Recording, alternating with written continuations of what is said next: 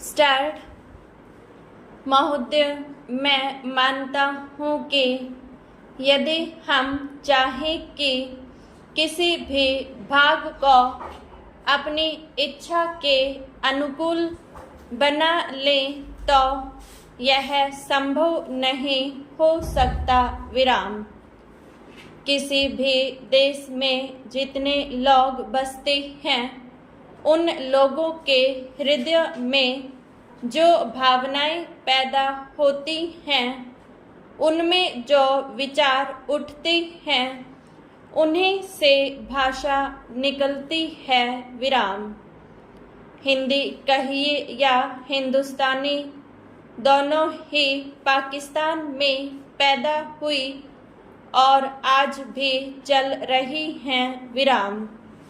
इसलिए मैं सदा से यह बात कहता आया हूँ कि किसी विदेशी शब्द को अपनी भाषा में न घुसने देने का विचार बिल्कुल गलत है। विराम। यदि कोई भी जीती जागती भाषा आगे बढ़ रही है, उन्नति कर रही है, तो उससे बाहर के शब्द आए बिना रह नहीं सकते। विराम।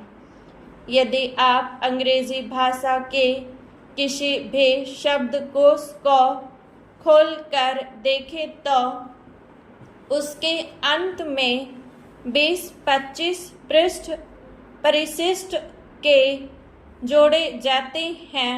विराम।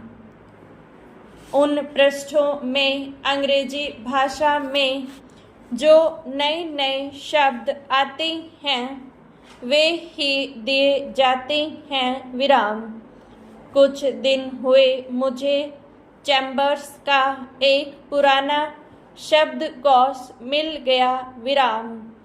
मैंने देखा कि आज का चैम्बर्स शब्दकोश पुराने शब्दकोश से दुगना मोटा था। विराम। पिछले 60 वर्षों में जितने नए शब्द लिए गए वे सब नए शब्दकोश में थे। विराम। विदेशी भाषा के जो शब्द प्रचलित हैं, यदि उन्हें निकाल देने का प्रयास किया गया तो भाषा का रूप ही दूसरा होगा। विराम। पैरा।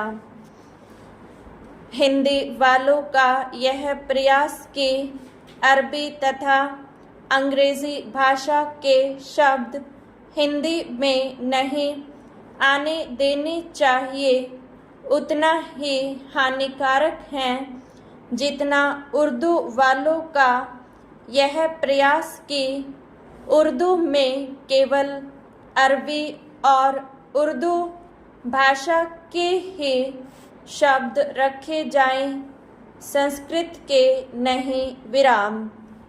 उसके साथ साथ हमको यह भी मानना होगा कि हिंदुस्तान में जो बहुत सी भाषाएं हैं वे अलग अलग प्रदेशों की अलग अलग भाषाएं हैं। जैसे उत्तर भारत में मराठी, गुजराती, हिंदी, बंगला, उड़िया तथा असमिया और दक्षिण में तमिल, तेलुगु, मलयालम तथा कन्नड़। विराम। इन सब भाषाओं में संस्कृत के शब्द बहुत हैं। विराम। हिंदी को छोड़कर और किसी भी भाषा में उर्दू के शब्द नहीं मिलेंगे। विराम। देश में हिंदी को इस योग्य बनाना है कि लोग उसे सरलता की सीख सके। विराम। इसलिए उसमें संस्कृत के शब्द लेने ही पड़ेंगे, उससे बचा नहीं जा सकता। विराम। हमारे संविधान में हिंदी की व्याख्या इस प्रकार दी गई है कि हम उसी भाषा को हिंदी मानते हैं जिनके मूल में संस्कृत है विराम।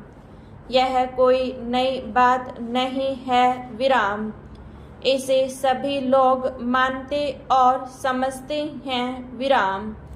आज लोग कुछ ऐसी हिंदी लिखने लगे हैं जिसमें संस्कृत के बड़े बड़े शब्द अधिक आते हैं, जो मेरे जैसे आदमी को जिसने संस्कृत नहीं पढ़ी है समझ में ही नहीं आते विराम। जो व्यक्ति संस्कृत या अरबी भाषाओं में से किसी को भी अधिक नहीं जानते परंतु अच्छी हिंदी या हिंदुस्तानी लिख सकते हैं, उनको इतना समय नहीं कि वे संस्कृत और अरबी के बड़े बड़े शब्द लें विराम। वे तो छोटे शब्दों में ही अपना काम निकाल लेते हैं विराम। बड़े शब्द लेने हों तो वह दूसरी चीज़ है विराम।